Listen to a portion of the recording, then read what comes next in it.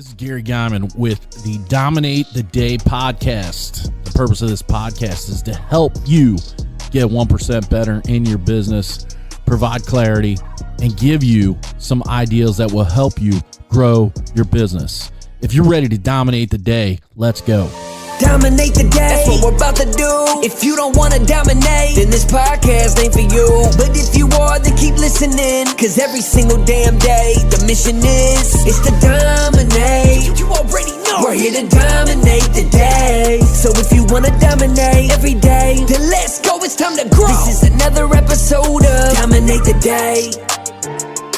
As soon as you are born, the end of your life becomes quicker. It's very morbid. Kind of depressing if you think about it too much. Don't think about it though. Here's the thing. Time is a valuable piece in our lives. In fact, most would say, and dare I argue, it is the most valuable piece in our life. We should look at it as such. So what do? Well, we should value our time, value others' time, value other people's time, and value our own time. Right? Very important. Time is a non-renewable resource. You can always make more money, but you can't make time.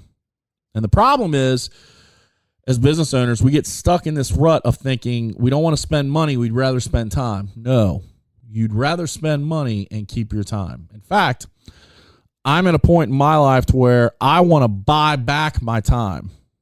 Like there's shit I don't want to do, so I pay others to do it, or I automate it, or I delegate it, or innovate to make sure I don't have to. Time is very valuable. So what are some ways that you can follow? What are some steps you can follow? What are some things you can do to not only value your time, but save your time and keep your time as that valuable resource? Number one, follow a schedule. Follow a schedule. Like everything you do should be on your calendar. Everything you do should be on your calendar. At an event a couple weeks ago, we talked about time budget. We talked about having budgets that are related to our time that keep us focused on what it is we need to accomplish, what it is we need to do. So knowing what we spend our time on can help us focus on getting that time we need to do the things we want to do. Knowing your time allows you to maximize your time. So how do you do that? You follow your schedule. If it's not on the schedule, don't do it. It's pretty aggressive, yes, but it allows you to take control of your time. Second thing, don't allow phone calls, emails, or texts to blow up your day. Don't allow it. This is one of the hardest things for me. I want to solve problems. I want to solve problems now. I get an email at 7 o'clock at night. I want to respond to the email. Wrong. You don't need to respond to an email at 7 o'clock at night. Respond to the email at 9 a.m. or whatever your dedicated time is to respond to email. There's a lot of people that follow first in email, and then they don't look at their email for the rest of the day. Honestly, our business doesn't work that way, but if yours does, follow it. Same thing with texts. Same thing with phone calls. Just because somebody calls you on the phone does not mean they get your time. Don't answer every call. Don't respond to every text. Don't respond to every email because it is not that urgent. What is urgent? The stuff you have to get done today. In order to get the stuff done today, you have to do the activity. You're not doing the activity if you're jumping, not doing that activity.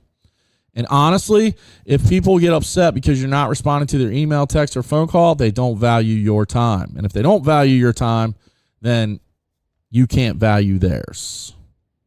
Yeah, it hurts. I know. So follow a schedule. One of the biggest things for me that I've hated, but I've succumbed to it, and that's step 2, is give people calendar links to schedule your time. It's amazing, though. It is amazing. You got to go into the program, set up when you're available, when you're not available, and then you give them a link, and then they can pick when they want to schedule time with you. You can request them to provide you information for that time. Like, what is it that you want to discuss? What do you want to accomplish? What are your goals of this call? Things like that. But then they are scheduling the time. You don't have to go back and forth to come up with the perfect time. And so following a schedule, providing a calendar link, and really honing in on your time, if you take value in your time, people will then see your time as valuable. But if you don't, no one else will. You want to dominate the day, you want to get ahead of the curve, see time as that valuable non-renewable resource. And once you do that, then you'll definitely dominate the day. Dominate the day, that's what we're about to do. If you don't wanna dominate, then this podcast ain't for you. But if you are, then keep listening, cause every single damn day, the mission is to dominate. You already know we're here to dominate the day. So if you wanna dominate every day, then let's go, it's time to grow. This is another episode of Dominate the Day.